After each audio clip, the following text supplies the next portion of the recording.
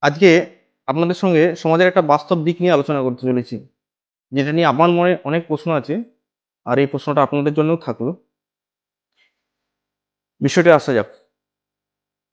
আমরা যারা মাদকদ্রব্য পান করি বা সেবন করি, যেমন পান, বিড়ি, গুটখা, সিগারেট বা আদার্স কিছু, এগুলো যদি একদিনের জন্য বন্ধ করি, আমরা কিন্তু বেঁচে থাকতে পারবো। অথচ এগুলো যারা বানায় সেসব কোম্পানির মালিকগুলো প্রত্যেকেই ধনী। ঠিক তেমনই আমার হাতের মোবাইল, আপনার হাতের মোবাইল, এই মোবাইলগুলো যদি একদিনের জন্য ব্যবহার করা বন্ধ করে দিই, এরপরেও আমাদের খুব একটা অসুবিধা হবে না। অথচ এসব মোবাইল কোম্পানির মালিকগুলো প্রত্যেকেই ধনী।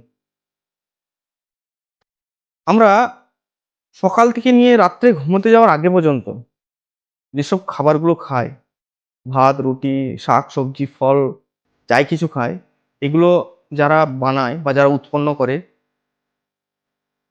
তারা কিন্তু প্রত্যেকেই কৃষক। আর তারা কিন্তু প্রত্যেকেই দরিদ্র সীমার নিচে বাস করে। কিছু, কিছু আছে যারা মধ্যবিত্ত, কিছু, কিছু আছে একদম নিম্নবিত্ত। তো আমার কাছে এই একটা প্রশ্ন জাগে যে আমরা যেসব খাবারগুলো খেলে বেঁচে থাকি, যেসব খাবারগুলো একদিন যদি না পাই, আমাদের জীবন ধারণ করা দুষ্কর হয়ে ওঠে, সেগুলো যারা বানায় তারা গরিব কেন? 70 থেকে 80% কৃষক গরিব।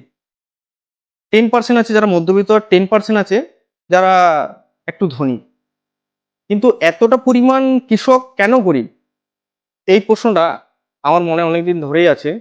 তো এটা আমি আপনাদের কাছেও এই প্রশ্নটাই রাখলাম। বিশেষ করে যারা গ্রাম বাংলার ছেলে আছো তারা জানো বা তারা উপলব্ধি করতে পারছো যে একটা কৃষক কি পরিমাণ কষ্ট করলে কি পরিমাণ ফসল বা কি পরিমাণ সবজি উৎপন্ন হয়। তারপরেও তারা জানো যে তাদের ফ্যামিলির অবস্থা কেমন। আমার প্রশ্নটা সবারই জন্যে। একটু ভেবে চিন্তে সবাই একটু জানাবে কৃষকরা কেন গরিব?